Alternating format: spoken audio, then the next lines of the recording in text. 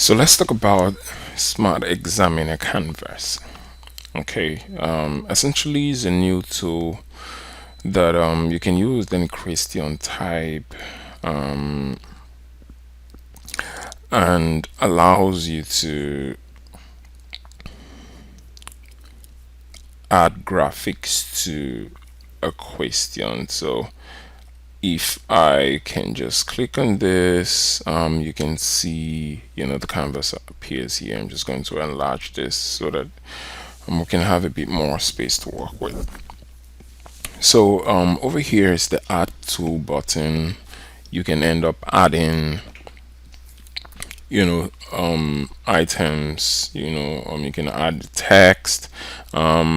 For text, when this is selected, which is a select tool, you can only move these around. So if you want to make changes to the text content, you have to switch to the text tool, and then you can now add items or delete items. So whenever I want to move items again, I need to come to the select tool so that I can be able to move it around.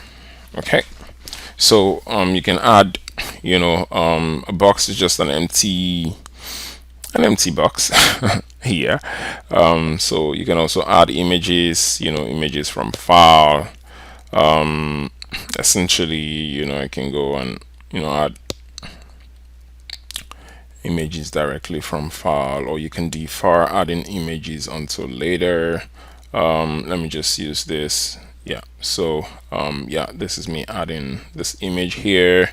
You can also add, from blank image, and then later on, you can always come to the image tool here, the image, and then click on this to change the image to something else. So for instance, I could change this to this, and yeah, I can always enlarge this to see more of the image. There are a few other properties which we'll come into. Right now I'm just going to delete this image.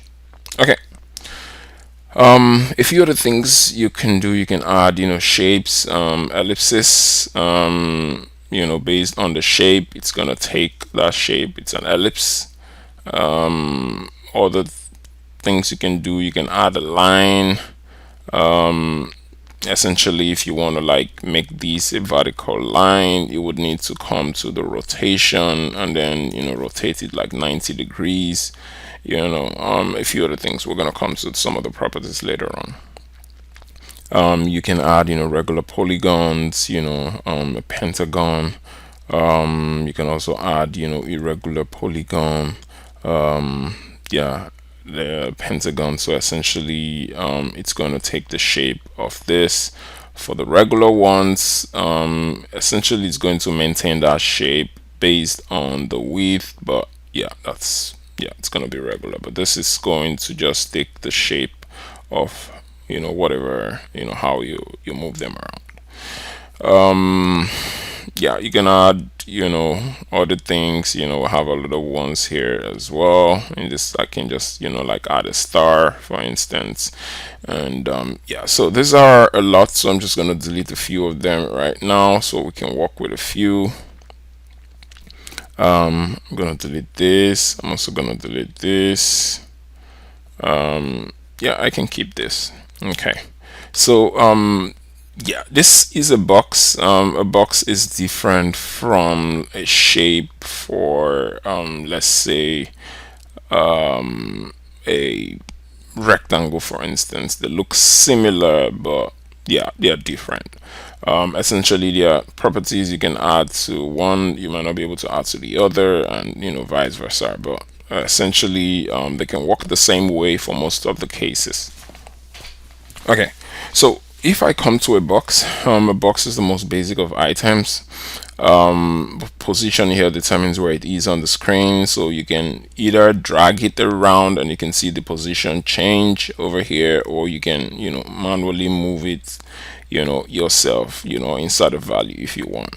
Okay, so it comes with a border. All items come with a border by default. You can take off the border by just putting none, so the border goes away, but when you hover you get to see a dotted border up here around it.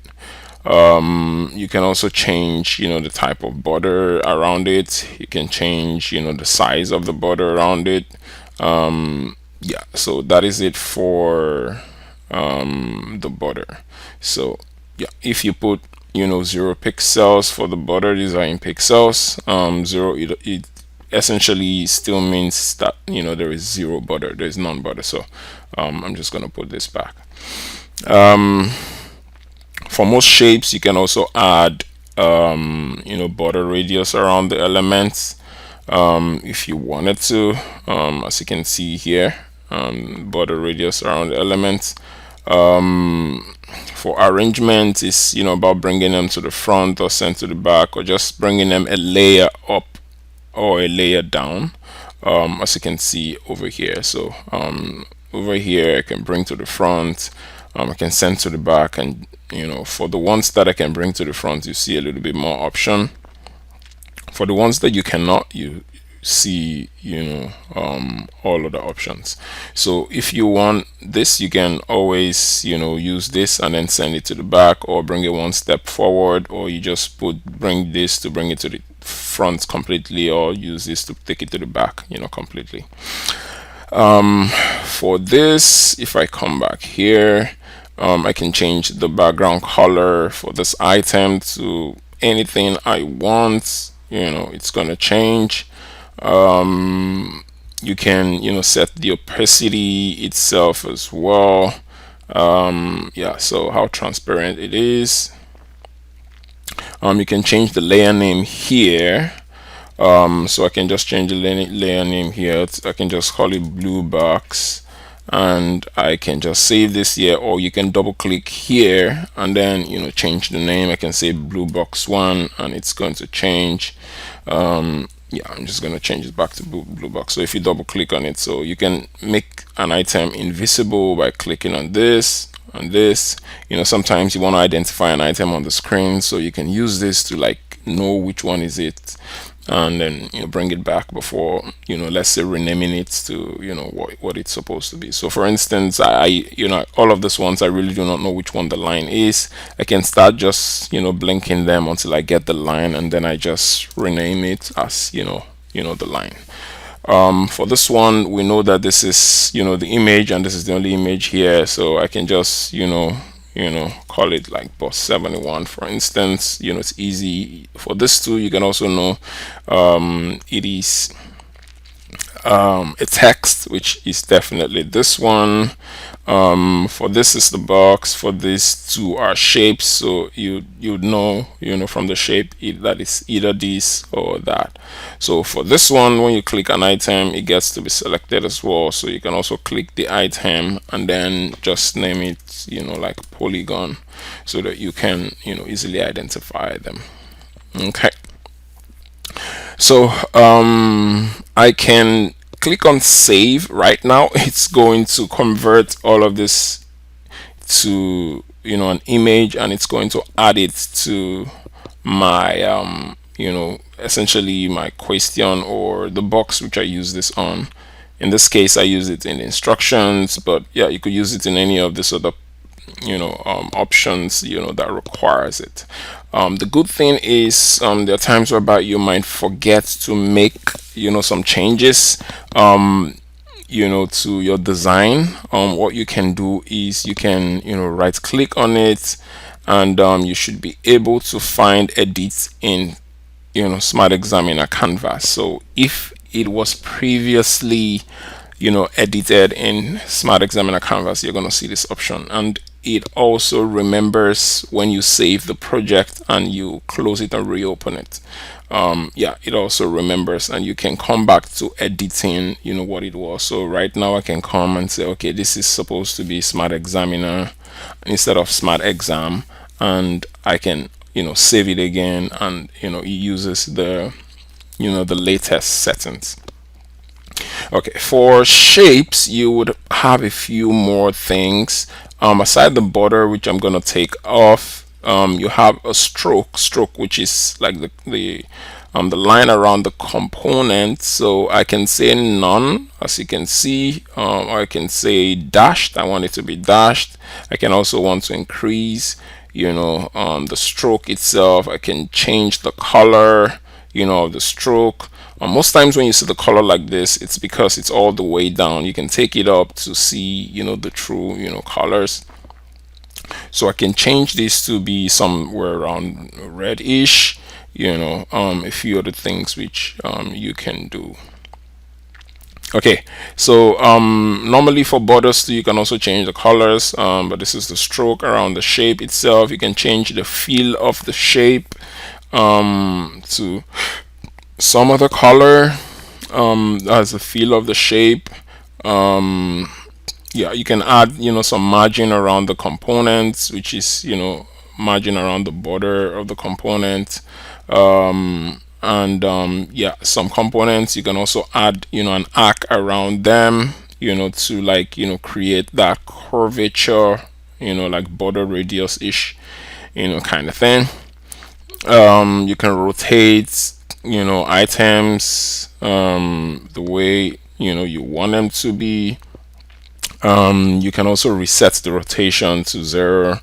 Yeah, whenever you make any rotation, you see the value here. So if I rotate it now 0, if I rotate it now, it's 90, 180, 270, and it's back to the original location, which is 0 or 360. We've talked about the arrangement.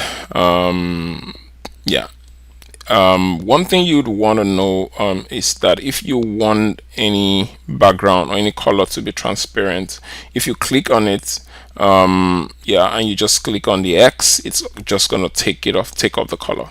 Okay, it's going to be transparent, as you can see out here. But this is a blue box. I'm just going to bring back that color. For shapes, let's see what else we might have. Yeah, same thing with the opacity, and you can always rename it here, the layer name. For images, a few things: you can zoom an image in, you can also zoom an image out. It shows you the percentage of zoom. You can also reduce the size of an image to fit what you want. You can recenter the image to be at the center of the box which you put it in, which always comes with all images. I can just bring this back to 100%, and of course you can always resize this and take off the border, so that you can use it to do what you want to do. What else is available for images? You can change the image if you want to, but I think that's about it. For text, we're in the text tool. So we're in the text tool, so we can always modify the text. We can change the font, but one thing you need to know, you might want to make sure that the font which you're using, if you want to save it as is, is available on all of the systems. You can always rasterize it. This is to rasterize a text to an image. If you're not sure that the font is going to remain. So for instance, let me change this to something else. I can change the scale of the font, the size of the font. I can adjust this. I'm just going to change this. I can adjust this so that the font fits. A few other things you can do: I can put it on the center. If I wanted this to be at the very middle, I can send it down, and then adjust it a little bit. So I'm just gonna do this and then come back here and adjust it so that it's in the middle. I can also change the color. This is for the text, so we can change the text color to something else. I'm just gonna put this, and then let's put it somewhere around this green to change it. I can make it bold, I can make it italics, I can also make it underlined if I wanted it to. Yeah, so you can increase the margin around the component. It can also help you to bring it down if you wanted to. So this is like the line height. If I wanted to increase the line height as well, I really do not want to increase that. So that is it for text. So if I duplicate this item, so this is the duplicate button over here. So the layer has to be selected, and then I click on duplicate. I can move this out, and let me show you what I mean by rasterizing. So for this one, I'm going to rasterize it. So if I click on this, so it's going to rasterize text to image. So it's going to make this an image. So what I need to do first of all is to take these off, because I really do not want the border to be part of the image. So I'm going to rasterize it. So if I rasterize it, it's a convert it to an image, and I'm not going to be able to get back that text. That's why I duplicated it. So now it has made this an image. You can see it's now an image. We now have an image tool as opposed to a text tool. Okay, so that is it for all of the shapes. So these are some of the things which you can do. Essentially, we're going to come back to use some of these things to build some of the similar questions we saw for drag and drop. But this is one of the basic things I wanted to show you about the tool. Well, not yet. Another one is this other one. Definitely you can always undo and redo, but this draw tool is a trace tool. So for instance, you want to trace something. This is not the best example, but yeah, so if I want to trace this, it could be any shape I want, essentially any shape I want. Let me just try to do something that just came to my mind right now. Okay, so yeah, when you reach the end, you just double click and then it creates that shape. So that's what that tool is for. You can essentially trace anything. I'm going to remove the border so that I can see the shape well. I can change the stroke. So this now has the properties of a shape. As you can see, it's a shape. So I can change, like the stroke. I can make it dashed. I can even remove the, stroke line, entirely if I wanted to, or I can change, the fill. By default, it gave me a fill which I do not want. I can change it. So that is some for the SmartExaminer Canvas. So when we come back in the next video, we're going to see how we can use this to essentially do one or two things as relates to the drag and drop question. All right, thank you.